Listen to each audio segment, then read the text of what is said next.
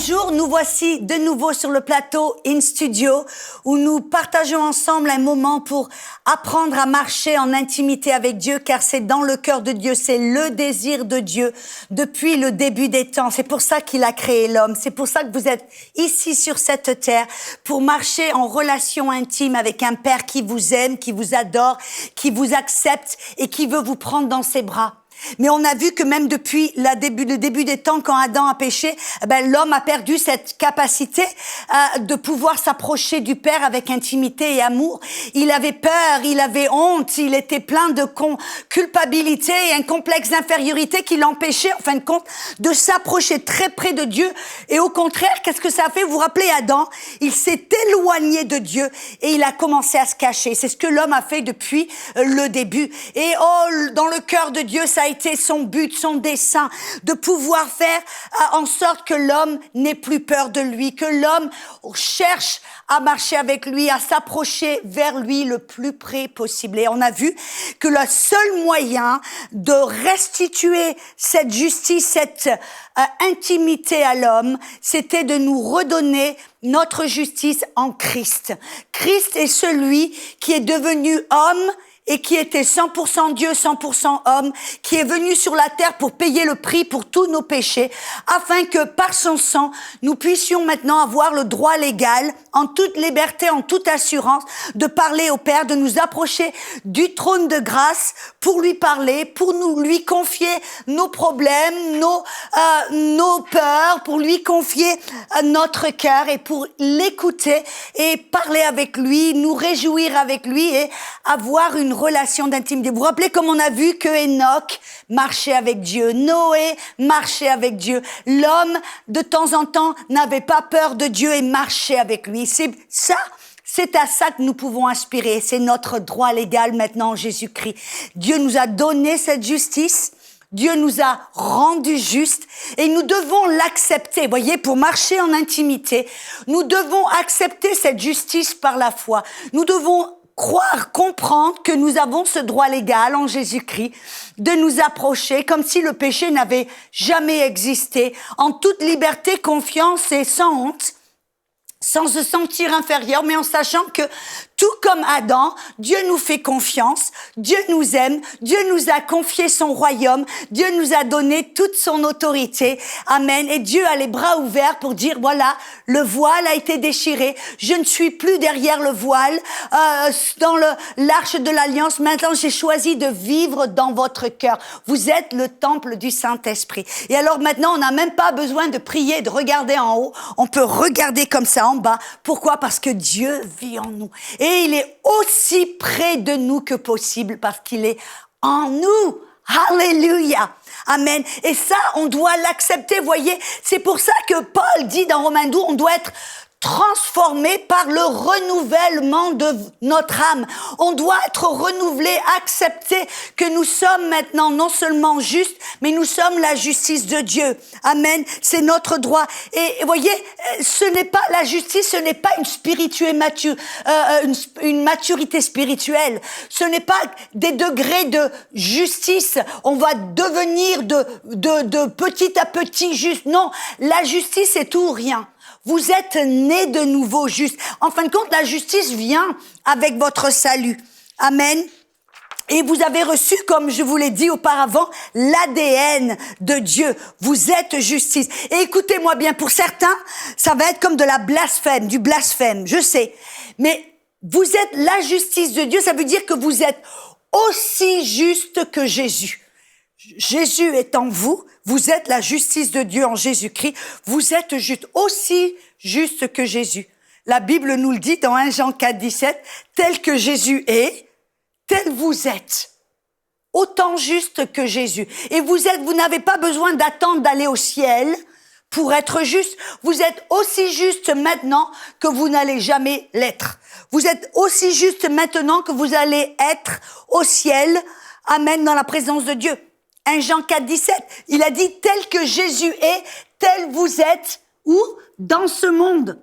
Pas au ciel, non, ici. Vous êtes ici, maintenant, temps présent, juste, aussi juste que Jésus, aussi juste que vous allez l'être au ciel. Voyez, c'est une réalité que vous devez accepter. Et cette justice va pas faire le va-et-vient. Vous n'allez pas la perdre demain et la récupérer une semaine plus tard. Non, parce que Jésus a promis, vous a donné une promesse. Il dit, je vais vivre en vous, il vit en vous. Jésus est la justice. Jésus, la justice, vit en vous. Il a dit, je ne vous abandonnerai jamais. Je ne vous quitterai jamais. Elle dit, je viens pour demeurer en vous éternellement. Et donc, si l'Esprit de Dieu est pour demeurer en nous éternellement, ça veut dire donc que la justice de Dieu est en nous et que nous sommes justes éternellement, pour toujours, au travers d'une seule offrande. Vous vous rappelez, on a vu ça dans le livre d'Hébreux 9. Par la seule offrande de Jésus, nous avons été rendus parfaits, justes pour toujours. Oh, c'est une bonne nouvelle, amen. Et voyez, cette justice, on doit l'accepter par la foi, tout comme le salut. Cette justice, en fin de compte, vient au travers de votre salut. Dans Romains 3, 22, il dit la justice de Dieu par la foi en Jésus-Christ pour tous ceux qui croient. Et cette justice, on doit l'accepter par la foi. Qu'est-ce que ça veut dire? Vous voyez, la foi, qu'est-ce que c'est? Hébreux 11, 1, il dit que la foi, c'est l'assurance des choses que l'on espère, la conviction des choses que l'on ne peut pas voir. Vous devez être convaincu que vous êtes juste, même quand vous ne pouvez rien voir ou rien sentir. Parce que je vous garantis, il va y avoir des jours où vous allez échouer, des jours où vous n'allez pas vous sentir juste. De la même manière qu'il y a des jours où vous n'allez pas vous sentir sauvé.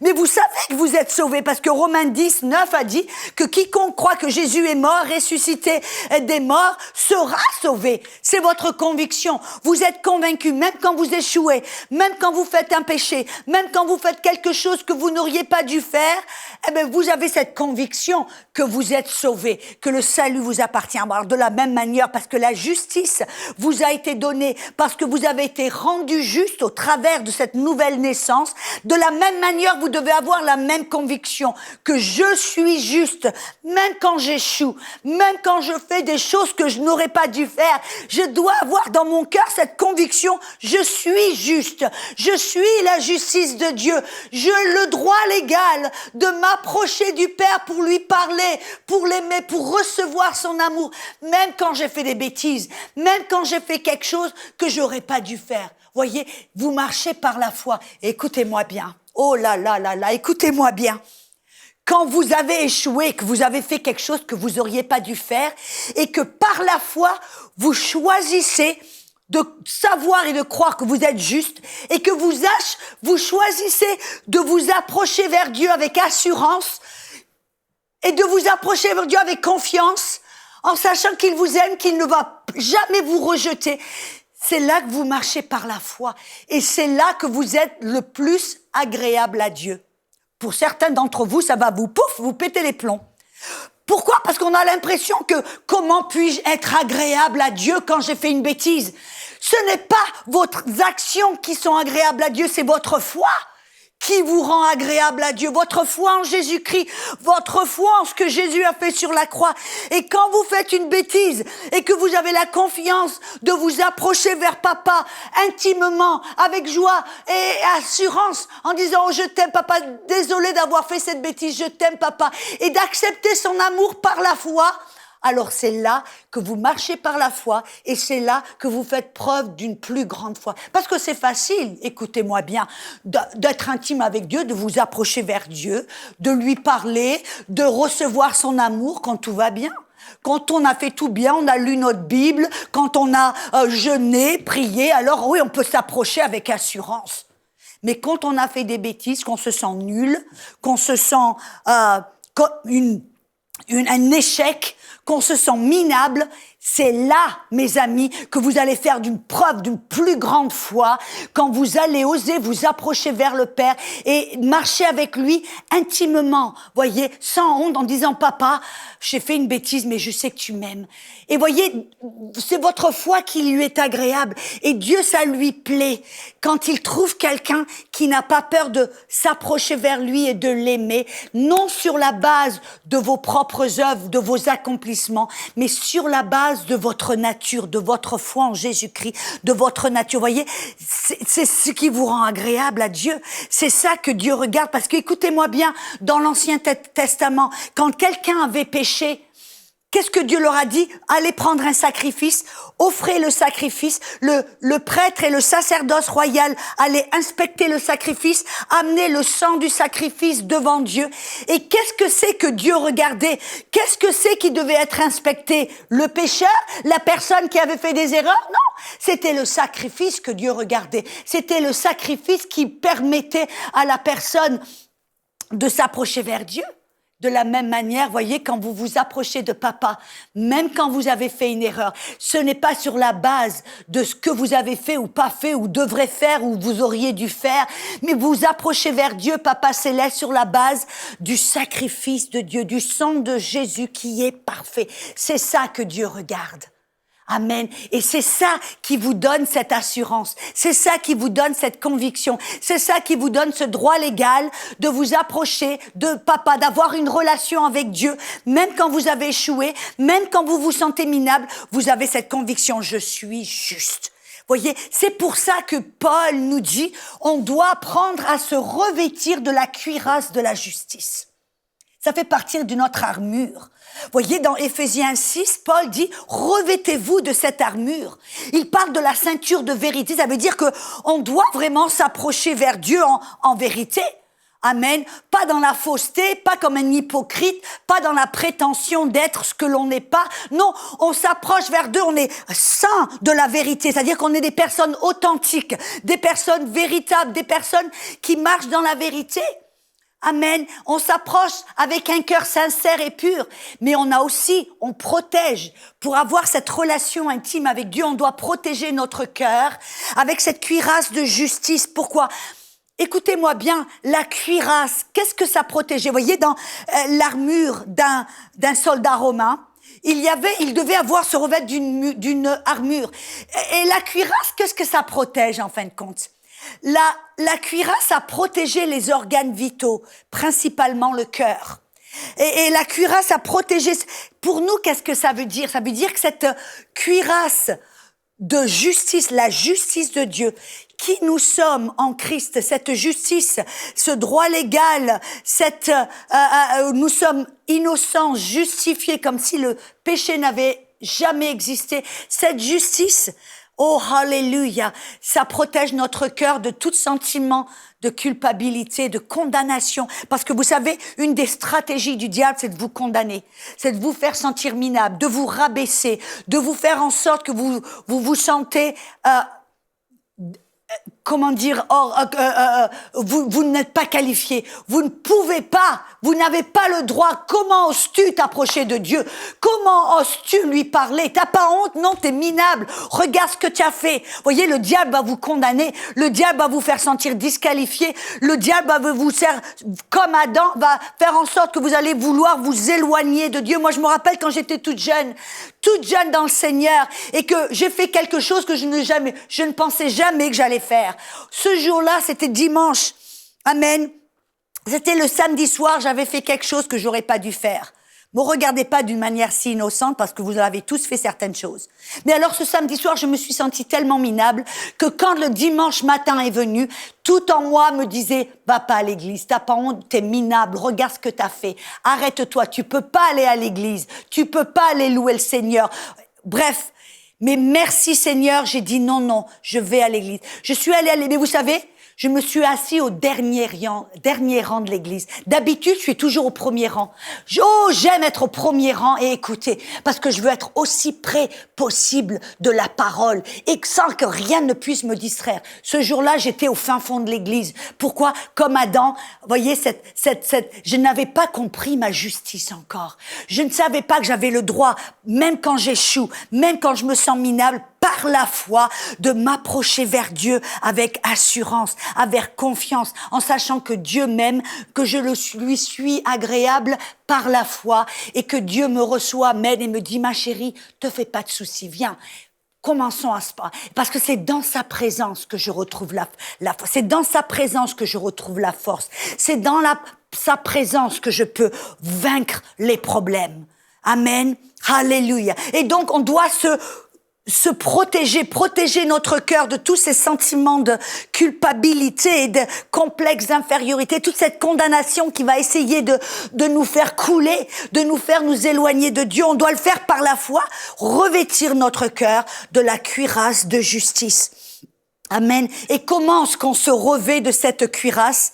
Premièrement, en acceptant par la foi que nous sommes justes. Surtout, comme je vous ai dit, quand on échoue. On doit être conscient constamment de notre droit légal de nous approcher vers Papa pour lui parler, même quand on échoue et surtout quand on échoue. Ne courez pas, ne vous éloignez pas de Dieu, courez vers Dieu. C'est votre droit légal et faites-le par la foi. Alléluia. Et dernièrement, voyez, quand on comprend notre justice et qu'on se revêt notre cœur de cette cuirasse de justice, on peut savoir et ne pas douter que Dieu nous aime, ne pas douter de son amour pour nous. Dieu ne nous abandonnera jamais. Même quand on est infidèle, Dieu, il reste fidèle. C'est sa nature. Nous sommes ses enfants. Amen. Et voyez, la Bible nous encourage à non seulement nous revêtir notre cœur de cette cuirasse de justice, de nous rappeler que Dieu nous aime, de nous rappeler qu'on doit courir vers Dieu, de nous rappeler qu'on a ce droit légal d'aller devant le trône de grâce et de miséricorde. C'est notre droit légal, comme si le péché n'avait jamais existé. Amen. Mais on doit apprendre à être établi dans cette justice. C'est quelque chose que l'on doit pratiquer constamment. Dès que l'on échoue, hop, on se rappelle, je suis la justice de Dieu. J'ai le droit de m'approcher vers Dieu. Dieu ne me rejette pas. Dieu m'aime. Dieu m'accepte. Dieu, et par la foi, je vais courir dans les bras du Père. Alléluia. On doit le pratiquer. Dans Ésaïe 54, dans versets 13 et 14, le prophète Ésaïe dit que tous les fils de l'Éternel seront les disciples de l'Éternel. Il dit, grande sera la postérité de tes fils. Tu seras affermi par la justice. Voyez, cette justice va vous affermir. Amen. Vous allez bannir, il dit, bannis l'inquiétude, car tu n'as plus rien à craindre. Et la frayeur, elle ne s'approchera pas de toi. Voyez, quand vous apprenez à pratiquer la justice, à être affermi dans la justice, vous ne serez plus comme un chrétien yo-yo, où vous aurez des émotions en haut, en bas. Un jour, Dieu m'aime, demain, Dieu me rejette. Je me sens près de Dieu, je me sens loin de Dieu. Oh, je plais à Dieu, oh, je lui plais plus, il me rejette. Non, voyez, vous ne serez plus ce chrétien yo-yo, vous serez affermi dans la justice. Vous allez, en pratiquant la justice, en vous rappelant qui vous êtes, la justice de Dieu, vous allez bannir la crainte et l'inquiétude. Vous allez être planté dans cet amour de Dieu. J'aime bien dans, je crois que ça se trouve, écoutez bien, dans Hébreux 5. Il y a un verset, je crois que c'est dans Ésaïe aussi, qui dit que nous sommes les chaînes de justice. Ça veut dire qu'on doit être planté dans cette justice. Mais écoutez ce que Hébreux chapitre 5. Dans Hébreux chapitre 5, nous parlons ici de développer une intimité avec Dieu, de continuellement pratiquer la justice, marcher dans cette justice en bannissant la peur, en rejetant la condamnation et en nous rapprochant de Dieu le plus possible par la foi, même quand on échoue, en sachant que Dieu ne nous rejette pas, que Dieu ne nous éloigne, qu'il ne s'éloigne pas de nous, mais que nous devons nous rapprocher vers lui. Et on ne veut plus être ce genre de chrétien yo-yo qui est dominé par les émotions, dominé par les 5 sens et les émotions. Amen. Dans Hébreux 5, l'auteur du livre des Hébreux, en fin de compte, en parle. Il parle d'un bébé spirituel. Vous voyez, c'est quelqu'un qui est établi, affermi. Et quand on parle d'établi, ça veut dire qu'on se tient ferme. C'est notre demeure, c'est nos racines. On est enraciné dans cette justice, dans cet amour, dans cette faveur. Hébreux 5, versets 12 et 13 nous dit, vous en effet qui depuis longtemps devriez être des maîtres, vous avez encore besoin qu'on vous enseigne les premiers rudiments des oracles de Dieu, parce que vous en êtes venus avoir besoin de lait et non d'une nourriture solide. Or, écoutez bien, quiconque en est toujours au lait n'a pas l'expérience de la parole de justice, car il est un enfant. Voyez, un enfant spirituel, c'est quelqu'un qui n'est pas établi dans sa justice, qui ne peut pas avoir ce genre d'intimité avec le Père, qui n'est pas planté, enraciné dans cette justice, en connaissant son droit légal, en sachant que cette justice n'est pas selon nos efforts, nos accomplissements, ce que l'on va faire ou pas faire ou devrait faire, mais notre justice est en Christ par la foi en ce que Jésus a fait. C'est notre assurance, notre confiance, même par la foi, même quand on ne le sent rien, même quand on se sent minable. Voyez, un enfant va être baisser les bras en disant oh, pleurer sur son sort en disant, et puis il va se flageller spirituellement pendant des semaines sans communier avec Dieu. Mais voyez, quelqu'un qui grandit, quelqu'un qui devient mûr dans la parole de justice, quelqu'un qui, qu'est-ce qu'il va faire dès qu'il fait une petite erreur? Pop, il se relève dans sa justice, la tête haute vers Dieu en disant « Papa, j'aurais pas dû faire ça parce que ça fait pas partie de ma nature. Je suis désolé, papa, pardonne-moi. Mais revenez, courez dans les bras de papa. Allez le plus près de lui parce que c'est là que vous allez trouver la force, c'est là que vous allez trouver la victoire, c'est là que vous allez trouver tout ce dont vous avez besoin. Il est la vie, il est tout ce dont vous avez besoin. Et c'est en intimité avec Dieu, amen, que vous allez pouvoir vaincre tous les problèmes, toutes les mauvaises attitudes et tout ce qui va venir contre vous. Amen. Soyez établis dans la parole de justice. Devenez mûrs et matures dans la parole. Arrêtez d'être des enfants qui sont le yo-yo, dominés par les émotions, dominés par leurs cinq sens, par ce qu'ils ressentent, ce qu'ils voient. Mais apprenez à être des chaînes de justice établies, amen, affermis dans la justice en sachant que par la foi, même si je me sens pas juste, je sais que je suis juste. Et donc, j'ai le droit de parler à papa et de m'asseoir sur ses genoux et de lui parler, de lui chuchoter à l'oreille. Et il va me prendre dans ses bras, il va me réconforter, me consoler, il va m'aimer. Et c'est là que je vais trouver de la force. C'est là, dans son amour, que je vais grandir et avoir cette intimité. Amen. Oh, on doit apprendre à être établi dans cette parole de justice. Amen. Nous devons le croire. Non seulement nous devons le croire, mais nous devons le pratiquer. Amen. Ce qui est en fin de compte, voyez, parce qu'une personne qui n'est pas établie dans cette justice, cette personne qui n'est pas ancrée dans cette vérité et qui ne la pratique pas, qui est dominée par ses émotions et ses cinq sens, un jour elles savent je suis juste, ou alors elles pensent qu'elles sont justes parce que j'ai bien prié, jeûné, j'ai lu ma Bible et j'ai donné ma dîme, alors je me sens non, voyez là, on a loupé la plaque. On est juste et on sait qu'on est juste. Ce n'est pas basé sur nos propres efforts et notre bonne conduite. C'est basé sur notre foi en ce que Jésus a fait.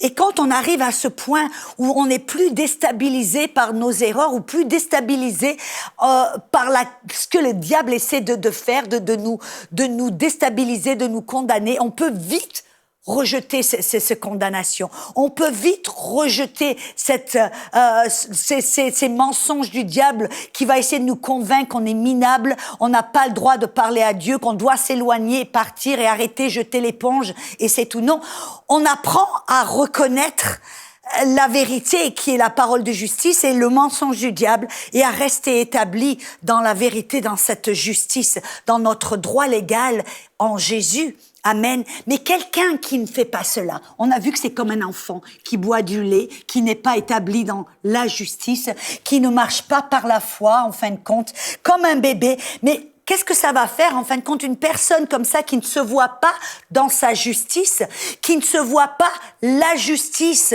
de Dieu, qui ne se voit pas identique à Dieu et identique à Jésus, cette personne va commencer à se voir d'une manière négative. Elle va commencer à se voir et à se percevoir au travers de sa chair, au travers de ses erreurs, au travers de ce qu'elles ont fait ou pas fait. Elles vont commencer à se voir d'une manière négative. Elles vont se sentir condamnées, elles vont se voir comme un échec, elles vont se voir minables. Bref, c'est ce que l'on appelle en fin de compte la conscience du péché. Quelqu'un qui se voit d'une manière négative, c'est quelqu'un qui a une conscience du péché au lieu d'avoir conscience de notre justice. On se voit dans le péché, dans l'erreur, inférieur et coupable, au lieu de se voir saint, lumière, juste, identique à Jésus, à la ressemblance de Dieu. Voyez? Et ça va faire en sorte que vous allez agir selon la justice ou selon le péché. Amen. En fin de compte, cette conscience du péché, c'est ce qui a poussé la plupart des gens dans le monde à créer certaines religions. Voyez, cette conscience du péché qui vous condamne, qui vont vous faire sentir coupable, honteux, comme la mentalité d'un petit vermisseau, c'est ce qui va vous pousser à faire certaines choses pour essayer de vous débarrasser de cette conscience du péché. Pendant le siècle des siècles, depuis le début du monde, l'homme a essayé de se débarrasser de cette conscience du péché, parce que cette conscience du péché, c'est ce qui amène cette culpabilité, ce complexe d'infériorité. C'est pour ça qu'au travers des temps, certaines personnes, comme par exemple, vous avez... les musulmans font certaines choses parce qu'ils veulent se débarrasser de cette conscience du péché. Ils vont même jusqu'à tuer des centaines, des milliers de personnes.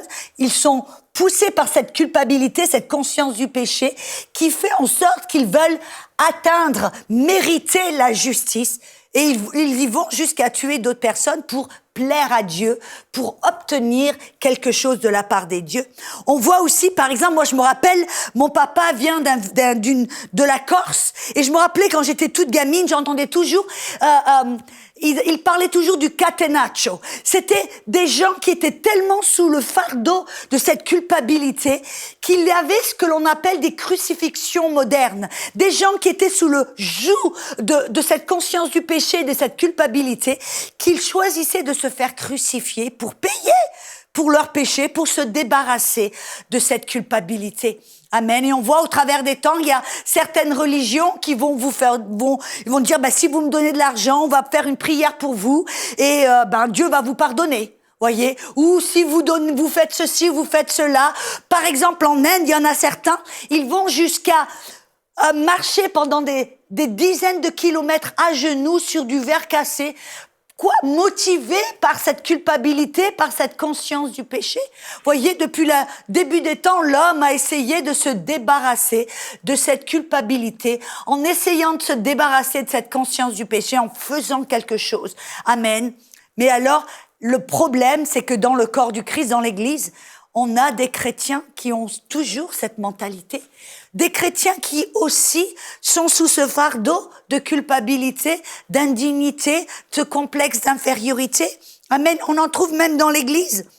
Et c'est pour ça que très souvent, vous avez des chrétiens qui ne marchent pas dans la victoire, qui ne marchent pas en autorité, qui ne marchent pas, qui ne jouissent pas d'une intimité avec Dieu le Père. Pourquoi? Parce qu'ils ont toujours cette conscience du péché. Toujours cette conscience du péché. Et alors, la plupart des gens, écoutez, on nous a enseigné que cette conscience du péché, c'était notre ami.